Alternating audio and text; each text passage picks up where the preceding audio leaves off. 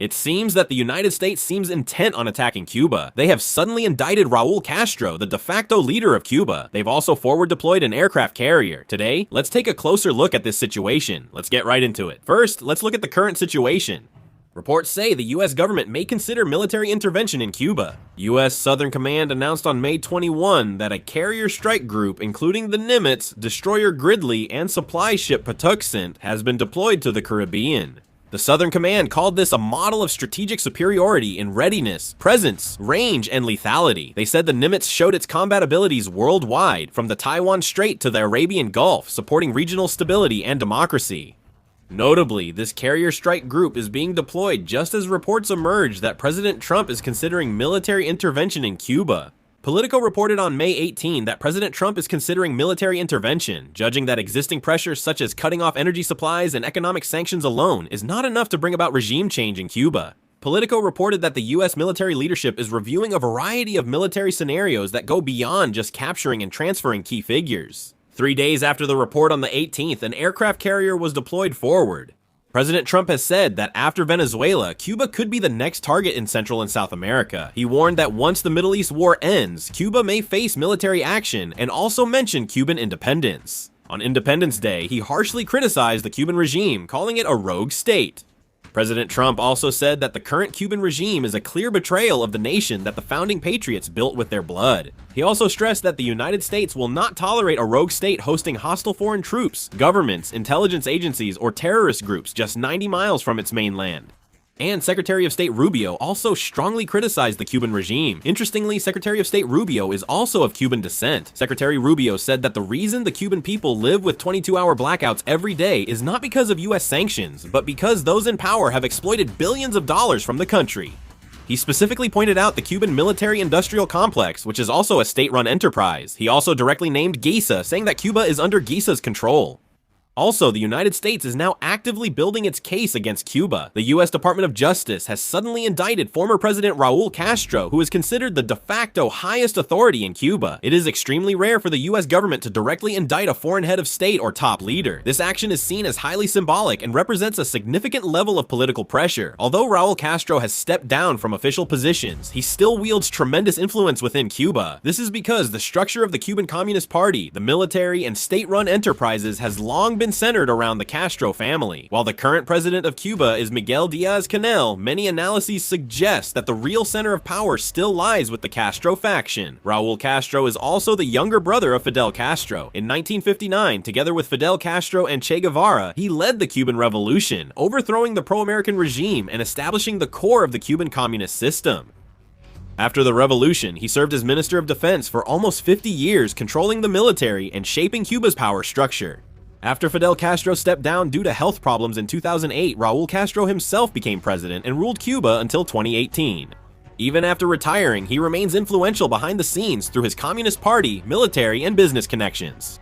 This indictment is reported to be related to the shooting down of a civilian aircraft that occurred in 1996. Two small aircraft from Brothers to the Rescue, a Miami-based Cuban exile group, were shot down by Cuban Air Force jets, killing all 4 people on board. The United States claimed the Cuban military attacked civilian planes in international airspace then. At the time, Raul Castro was Minister of Defense. The indictment suggests the U.S. held him ultimately responsible for the military operation.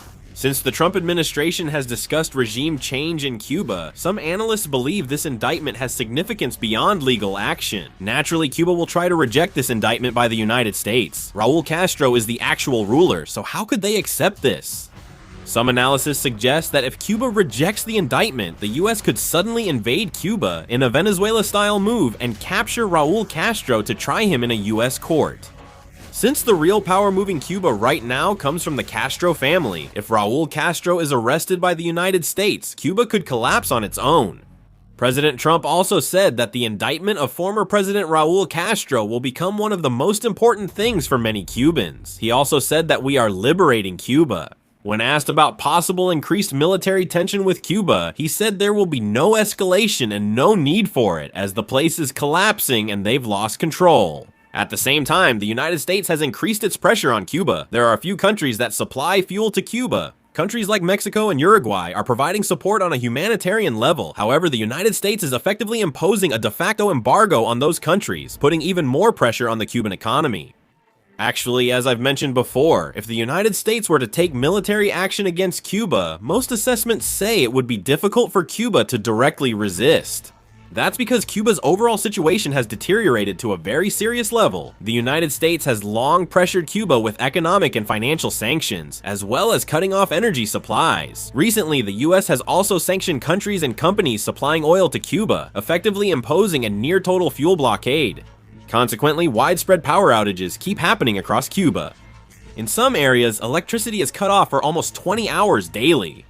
Since refrigeration facilities are not working properly, there are problems with storing food, and the operation rate of factories has also dropped significantly.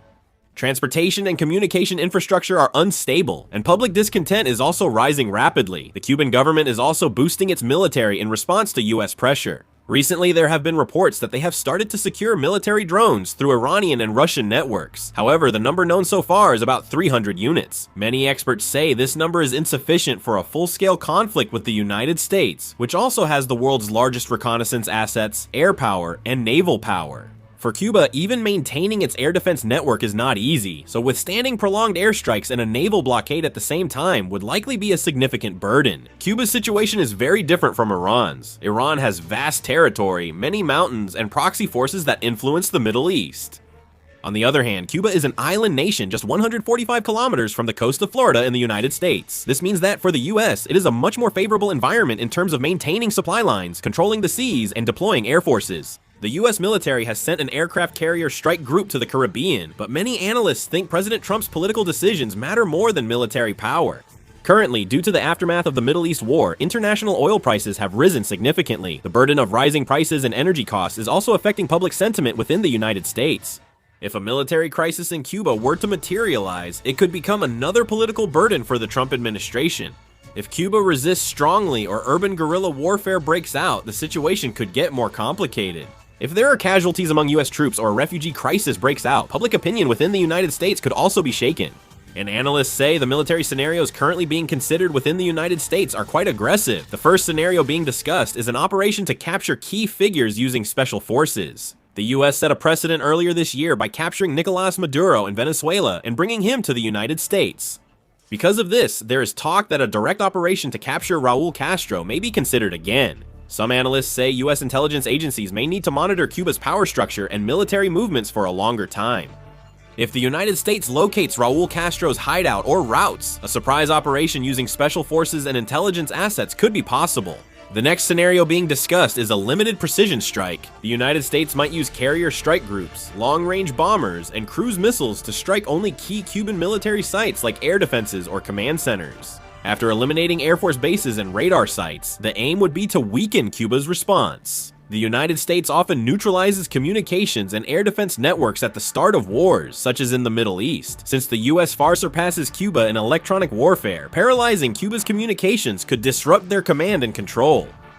Another approach is to increase internal unrest within Cuba. Currently, due to economic difficulties and power outages, public dissatisfaction in Cuba is already quite high. There is speculation that the United States may try to expand internal chaos by directly or indirectly supporting anti-government protest groups. The United States has already shown considerable interest in influencing public opinion within Cuba through radio broadcasts, online media, social networks, and other channels. Some analysts suggest that if economic pressure is also intensified at the same time, protests within Cuba could grow even larger. In particular, since the United States is even using the term Cuban liberation, there are growing concerns that military operations, political manipulation, and psychological warfare could all be carried out simultaneously.